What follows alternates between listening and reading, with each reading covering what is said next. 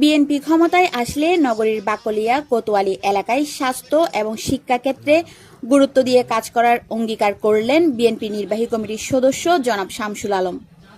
আজ বিকালে তার নির্বাচনী এলাকা বিএনপির ভারপ্রাপ্ত চেয়ারম্যান তারেক রহমানের ৩১ দফা রাষ্ট্র কাঠামো মেরামত লক্ষ্যে উঠান বৈঠক ও আলোচনা সভা ১৮ নং ওয়ার্ড বিএনপি সভাপতি মোহাম্মদ মহিউদ্দিনের সভাপতিত্বে সদস্য সচিব আলী আসগরের পরিচালনায় অনুষ্ঠিত হয়।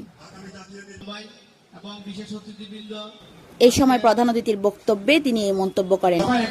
আগামী ইলেকশনের জন্য আমরা সবাই আমাদেরকে তৈরি থাকতে হবে।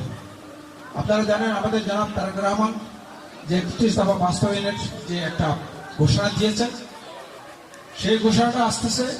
আমরা যদি ইনশাল্লাহ আগামী ইলেকশনে বিএনপিকে জয়যুক্ত করতে পারি, তাহলে ইনশাল্লাহ সেই আমাদের যে ৩১ দফার যা কর্মসূচি আছে সেগুলো অবশ্যই আমরা পালন করবো ইনশাল্লাহ।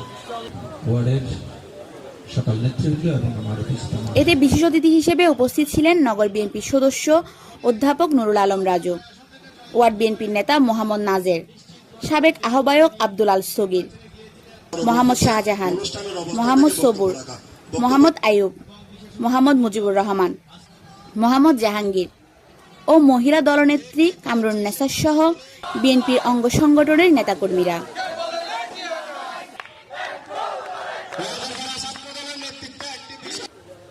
Desk news, channel city.